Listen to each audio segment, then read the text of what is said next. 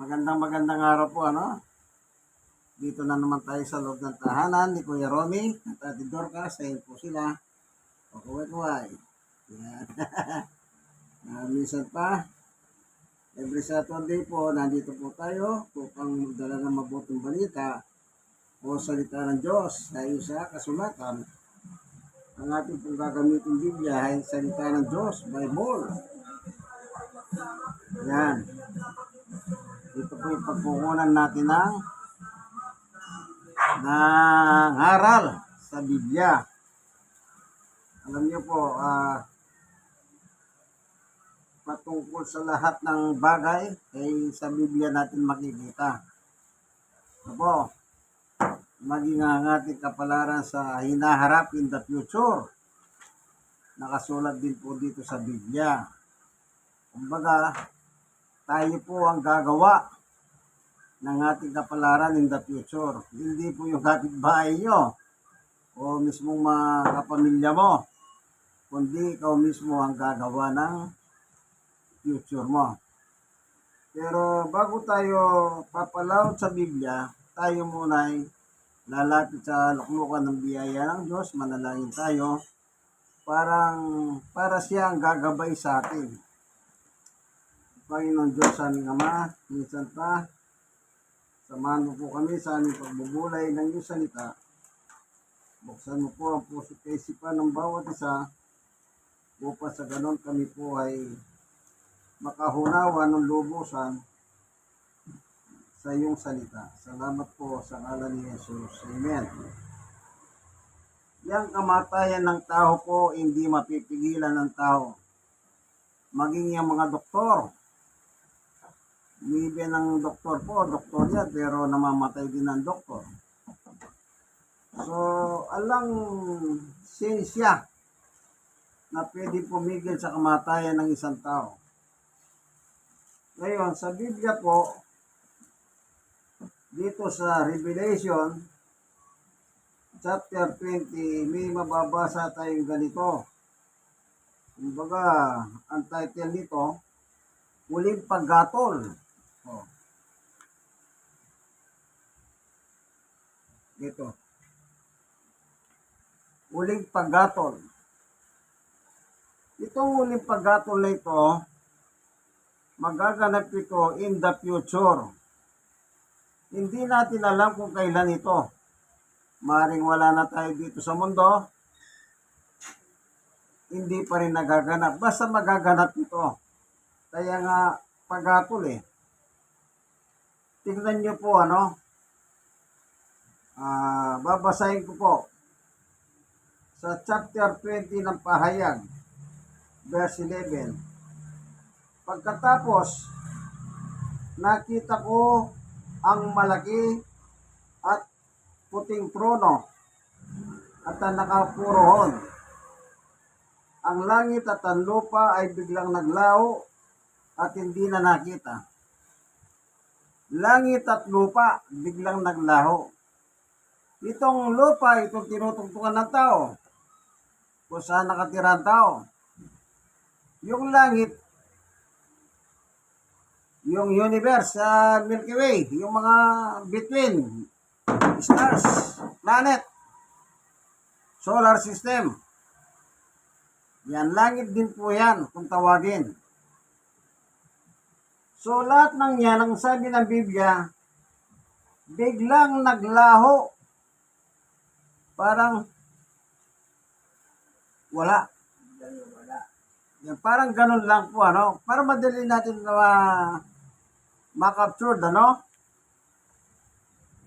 sa 12.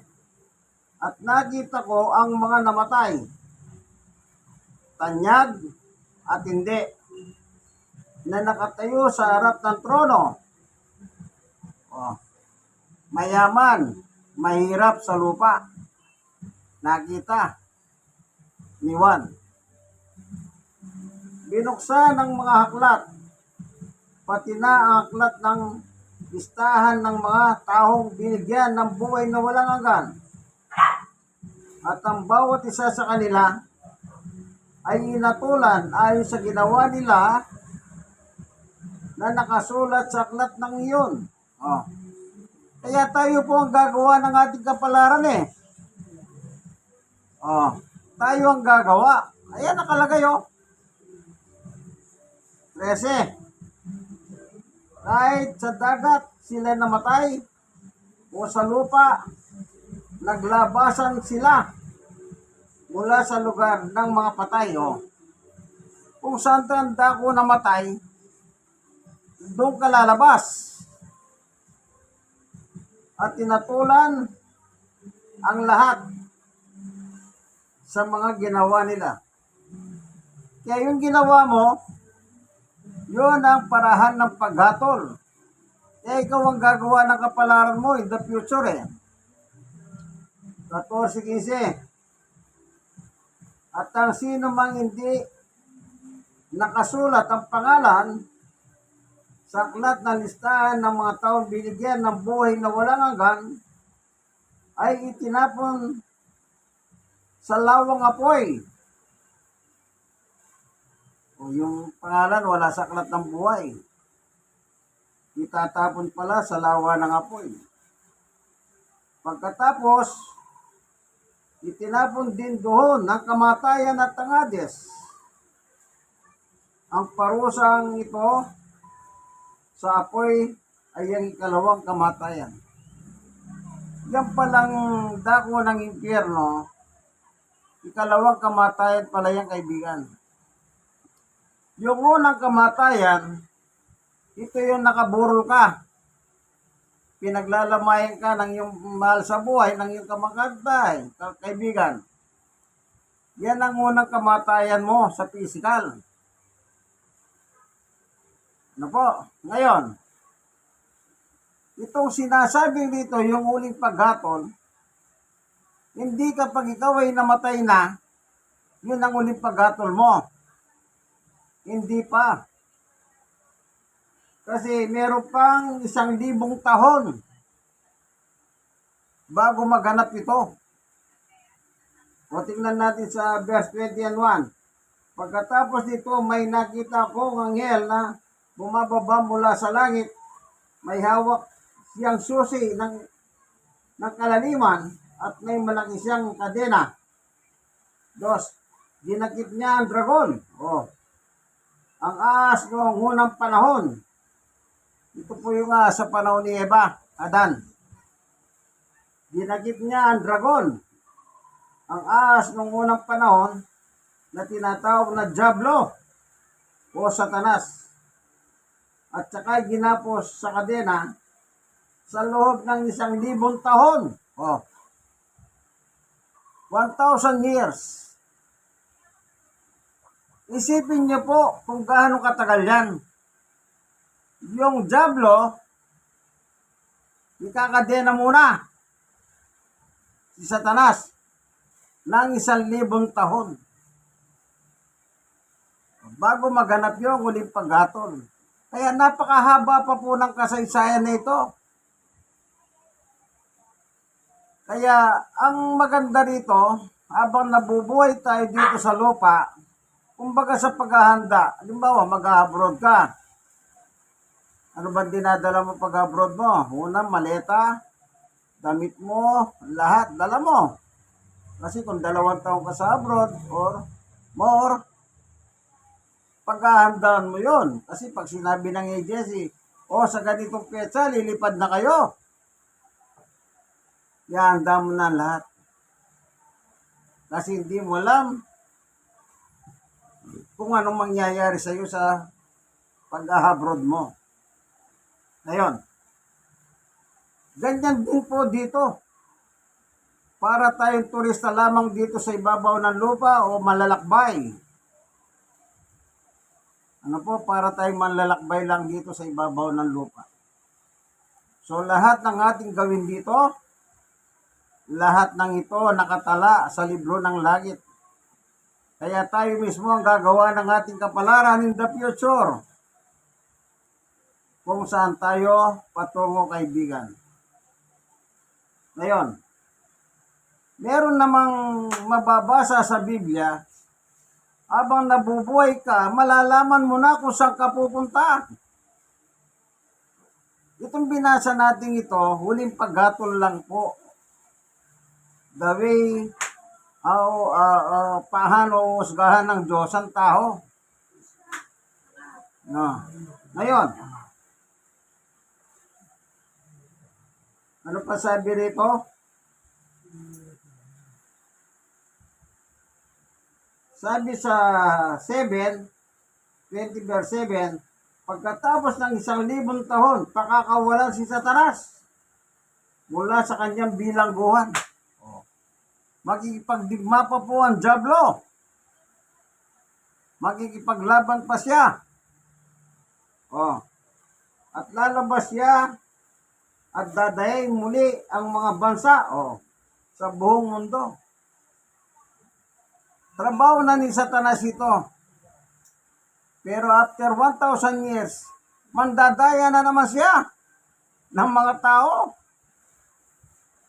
Ano po? So, dito sa lupa, pagka nakagawa ka ng kasalanan mo, kaibigan, ikaw ay biktima lang. Hindi talaga ikaw yan.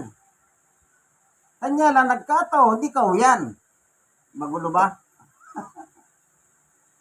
Ikaw kasi yung gumagawa. Tingnan natin na sinabi ni Pablo.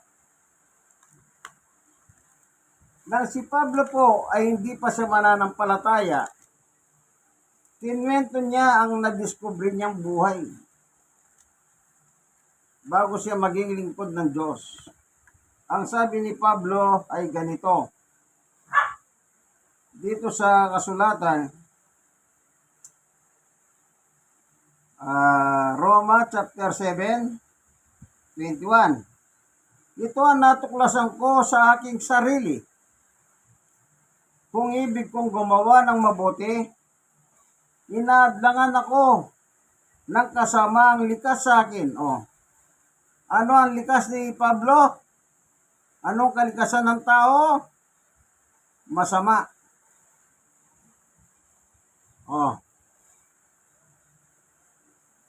Kasamaang likas sa akin. Ito po ang nature ng tao.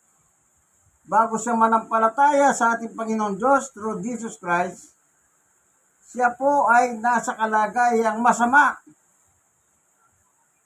22. Sa kaibuturan ng aking puso, nalulugod ako sa kautusan ng Diyos. Pero,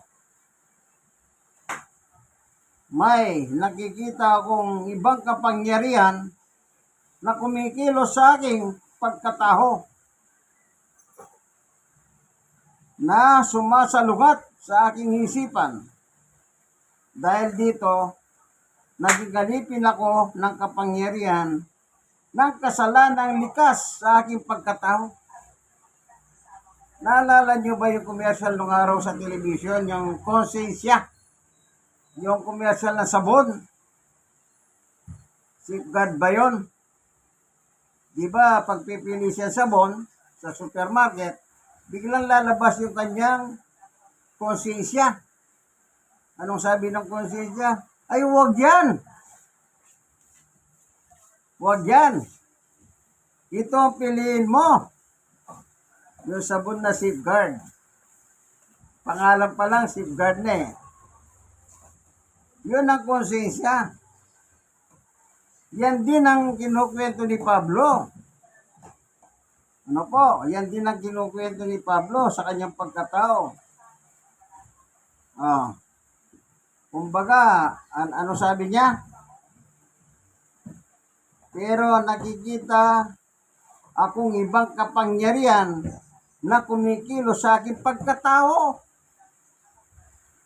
Halimbawa, meron kang nakitang pera.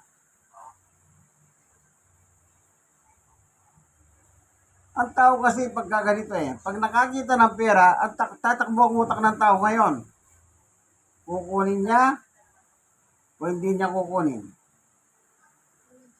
Ganun Either na magpalinga-linga muna yan, tsaka niya kukunin. Lalo na kung pera. Yan. Alam mo naman ang masama't mabuti. Dapat doon ka sana lumagay. Sana. 24. Kawawa naman ako. Sino magliligtas sa akin sa makasalanan kong pagkatao? Makasalanan pala si Pablo. Sino magliligtas sa akin sa makasalanan kong pagkatao na nagdudulot sa akin ng kamatayan? Ang kasalanan po pala, ang katumbas kamatayan. Ano po kamatayan? Spiritual death. Hindi po yung binuburol. Spiritual death. Yung kasalanan, tingnan muna natin yung binanggit niya sa libro ng Efeso. Ganito ang spiritual death. Buhay ka, gumagalaw ka, pero patay ka na. Efeso 2:1 tsaka 2. Noong una, itinuring kayo ng Diyos ng mga patay dahil sa mga pagsuway nyo at mga kasalanan. 2. Namuhay kayong gaya ng mga taong makamundo. Sakop kayo noon ng kapangyarihan ni Satanas, ang ari ng mga espiritong naghahari sa mundo. At siya rin ang espiritong kumikilos sa puso ng mga tao ngayon sumunod sa Diyos. Yan, maliwanag ano? Yan si Satanas po, yan ang nakatira sa tao ayon kay Pablo. Ito yung kinukwento niya, yung kanyang buhay. Kaya ang sabi niya, sino magliligtas sa akin? Kasi yung ginagawa niya, alam niya, ay kamatayan ang bayad. Kaya tanong niya, sino? Sino magliligtas? 24. Salamat sa Diyos, siyang magliligtas sa akin sa pamamagitan ni Jesucristo na ating Panginoon. Yan. Sa pamamagitan ng ating Panginoong Yesus. Tignan niyo po yung patutuho niya. Nang siya'y nabubuhay po sa kasalanan. Dito sa unang Tesalonica ay Timoteo, ganito ang kanyang nadiskubre sa kanyang buhay. Unang Timoteo, chapter 1, verse 6. Nagpapasalamat ako kay Kristo Jesus na ating Panginoon na nagbigay sa akin ng lakas maglingkod sa Kanya. Dahil itunuring niya akong mapagkakatiwalaan. Kaya nga, pinili niya akong maglingkod sa Kanya. Isipin nyo, si Pablo na isang makasalanan, inialal siya ng Panginoong Yesus para maglingkod sa Kanya. 13. Kahit na nilapastagan ko siya noon, bukod pa riyan, inusig, nilait ko ang mga sumasampalataya sa Kanya. Ngunit kinahuwaan ako ng Diyos dahil ginawa ko ito noong hindi pa ako sumasampalataya sa Kanya at hindi ko alam ang ginagawa ko. Kaya yung kinukwento ni Pablo sa libro ng Roma, hindi pala alam ni Pablo ang kanyang ginagawa. Kasi hindi pa siya sumasampalataya. O sa madalit salita, hindi pa siya mananampalataya. 14. Sadyang napakalaki ng biyaya ipinagkaloob sa akin ng ating Panginoon, pati na ang pag-ibig at pananampalataya na napasahatin dahil kay Kristo Jesus. 15. Narito ang katotohanan dapat tanggapin at paniwalaan ng lahat na parito si Kristo Jesus sa mundo para iligtas ang mga makasalanan at ako ang pinaka makasalanan sa lahat ng tao. Kinahawahan po siya ng Diyos dahil ang kanya palang kasalanan na ginagawa noon nang hindi pa siya naging apostol. Anong sabi ni Pablo? Hindi ko alam ang ginagawa ko.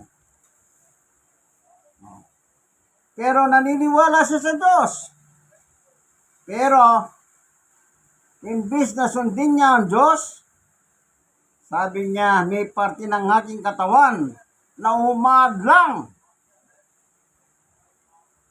Merong umadlang. Sino yan? Si Satanas. Kasi po ang papel ni Satanas dito, ang sabi ng Panginoong Yesus, na parito ang dyablo. 1:10, ganito po ang sabi ng Panginoong Yesu Kristo patungkol kay Satanas. Sabi niya ay ito, dumarating si Satanas para lang magnakaw, pumatay, at magwasak. Yan ang trabaho ni Satanas. Wawasakin ang buhay ng tao. Pag nakawan ng tao, patayin ng tao. Naalala ko yung kwento, ang sabi niya, si Satanas at si Jesus nagkasalubong sila sa kalsada. Ang sabi ni Jesus kay Satanas, Satanas, ano yun dala mong yan? May dala kasi si Satanas, nakabalot, aula. Sabi ni Satanas, itong bang dala kong ito, mga hibon dito, sabi niya. Pinakita niya yung mga hibon sa aula. Sabi niya, saan mo dadali ng mga hibon na yan? Paglalaruan ko sila. So, anong gagawin mo? Pag hindi ko napakikinabangan, papatayin ko sila. Sabi ni Jesus, bibilin ko ang mga hibon. Sabi ni Satanas, hindi ko ibinebenta ang mga hibon na ito. Maging ang buhay mo, ibigay mo. Kita niyo po. Sino yung ibon? Tayong mga tao. Kapag nasa kamay ka na ni Satanas, kaibigan, hindi papayag si Satanas na papunta ka kay Jesus. Sabi niya kay Jesus, Jesus, maging bayaran mo ng iyong dugo. So, nung mamatay si Jesus sa ibabaw ng cross, sumigaw bigla si Satanas, no! Bakit? Nung mamatay si Jesus sa cross, that is redemption. Yun ang pantubos ng kasalanan natin, kaibigan. Kung walang dugong nabuo sa cross, wala tayong kaligtasan. Kaya mamatay si Jesus, the moment Jesus Christ died, ang sabi ni Satanas, no! Nagtagumpay po si Jesus. Kaya sabi ni Satanas sa mga hibon, kahit bilhin mo sila ng dugo mo, hindi ko sila ibebenta. Kaya nagtagumpay po ang panig ni Jesus. Ikaw, kaibigan, nanonood ng video ito. Panahon na, kaibigan. Kung hindi mo pa isinusuko ang buhay mo kay Jesus, nakatala na po yung huling paghatol ng Diyos. Yun po magaganap sa inaharap in the future. Mas maganda hanggat nandito tayo sa lupa. Sabi ko nga po sa inyo, pag mag-abroad kayo, pinag-ahandaan po ninyo yan. Ang pagpanaw ng tao po ay pag-abroad din yan ng ating kaluluwa. Kaibigan, bago man lang dumating ang katok ng kamatayan, sana naianda mo na ang iyong future sa second life. Anong gusto mo? Doon ka sa langit or doon ka sa apoy ng impyerno? Kayo po ang mamili. Buhay niyo po yan, hindi ko buhay yan. Pero kung tatanungin ninyo, gusto niyo ba akong makasama? Or gusto ko ba kayong makasama sa langit? Gusto ko po, sa langit tayo magkita-kita. Sa langit tayo magkita-kita. Ngayon, nasa inyo po ang pasayan, sapagkat ang tao po, siyang gagawa ng kanyang kapalaran in the future. Salamat, Panginoon Diyos, sa katotohanan na ibinahagi mo sa amin. Ipinakita mo na sa amin ang mangyayari sa amin in the future. Pero hanggat nasa buhay kami dito sa ibabaw ng lupa, itinuro mo sa amin, na ginawa mong halimbawa si Pablo, na sa kabila ng kanyang makasalanang pagkatao, ang sabi niya, kinahabagan ako ng Diyos. Salamat po, Panginoon Diyos, sa pangalan ni Jesus. Amen. Ito po ang inyong kaibigan kay Jesus, Brother Manny Bautista. Dito po tayo sa Barangay 90, 103. Sonny Bisicuan, Tondo, Manila, sa tahanan ni Kuya Romy at Ate Dorcas. God bless us all po. Babayo!